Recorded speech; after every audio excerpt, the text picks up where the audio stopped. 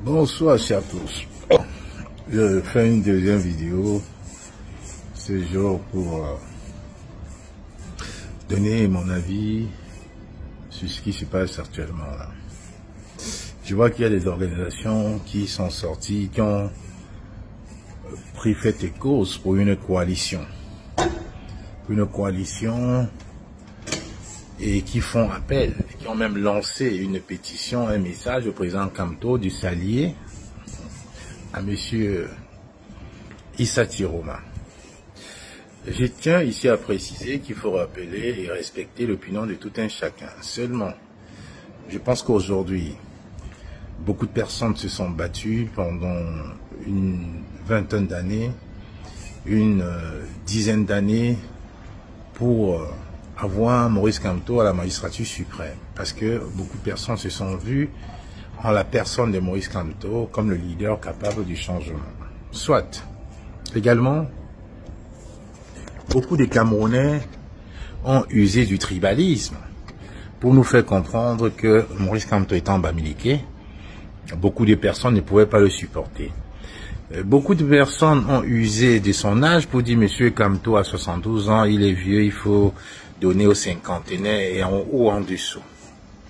Beaucoup de personnes ont fait usage de son passage dans le gouvernement de monsieur Biya comme ministre délégué à la justice, passage qui nous a fait justement la rétrocession de la presqu'île de Bakassi, qui est une victoire diplomatique. À l'issue de cela, il a démissionné des partis du gouvernement sans équivoque. Aujourd'hui, beaucoup de pro-Kamto n'ont même pas attendu que le coq chante et ont décidé, au fond, de façon individuelle, de s'allier derrière Issa Tiroma. Soit, c'est le choix, c'est le vœu. Je pense que il faut respecter le silence de M. Kamto. Nous avons attendu que ces personnes-là sortent face à la mascarade du 5 octobre, du 5 août au Conseil constitutionnel. On aurait attendu que ces personnes-là sortent. On aurait attendu que ces personnes-là mobilisent le peuple de la résistance, de la renaissance, du changement, pour inciter le peuple camerounais à prendre conscience que nous sommes en train de perdre un leader. Dans une vaste campagne de corruption d'esprit, une corruption mentale orchestrée par le gouvernement de Yaoundé. Notre pays ami, la Côte d'Ivoire, a subi ces mêmes phrases, mais on a vu le peuple ivoirien sortir. On a vu M. Gbagbo écarté sortir. On a vu un peuple uni derrière des personnes injustement écartées. On n'a pas vu des leaders d'opinion ivoiriens demander à M. Gbagbo de s'aligner derrière la campagne de M. Ouattara ou d'un quelconque leader. On n'a pas vu les activistes ivoiriens demander à M. Gbagbo de s'allier derrière un quelconque leader. On n'a pas vu. Tu dis à maman d'aller à l'accueil. Alors aujourd'hui,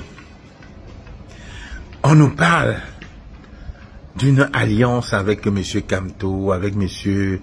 Issa Tiroma. J'écoute des activistes se transformer en tam-tam d'Issa Tiroma. Et sur TikTok et sur Facebook. Ça m'amuse beaucoup. Je tiens à préciser que s'il y avait une alliance, si une alliance devait se faire, je pense qu'il devrait y avoir quand même des préalables. Et parmi ces préalables-là, je pense qu'il y avait deux choses impérieuses et nécessaires à négocier. La mise en place d'un gouvernement de transition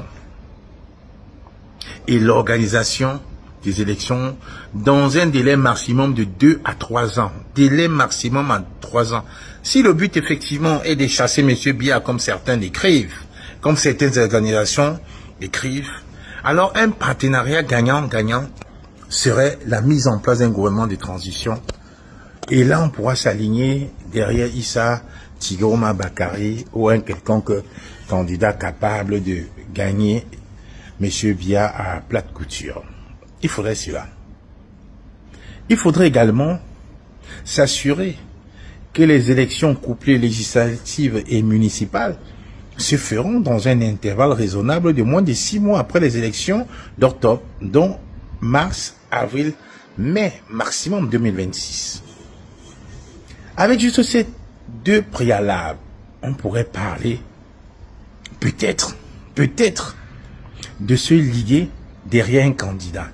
On aurait peut-être sollicité M. Maurice Kamto à lancer un quelconque appel, pas un mot d'ordre, parce que je le dis encore, le mot d'ordre de Maurice Kamto a été lancé le 31 mai 2025 à la place de la République.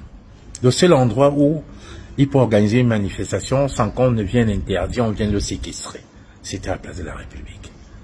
Donc je pense qu'il est très tôt. Nous sommes aujourd'hui en août 2025, 27 août. Il est très tôt de demander aux gens qui étaient prêts à se sacrifier, qui étaient prêts à se killer pour Maurice Kamto, de s'aligner derrière Issa Tiroma. Je le précise encore, qui était aussi ministre du gouvernement, qui n'a pas 72 ans, mais 78 ans. Donc, il est même plus âgé de 6 ans et demi que M. Maurice Kamto.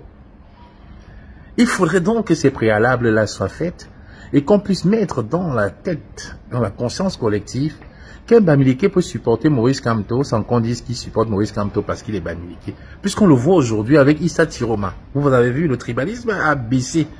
C'est même tu sur la toile.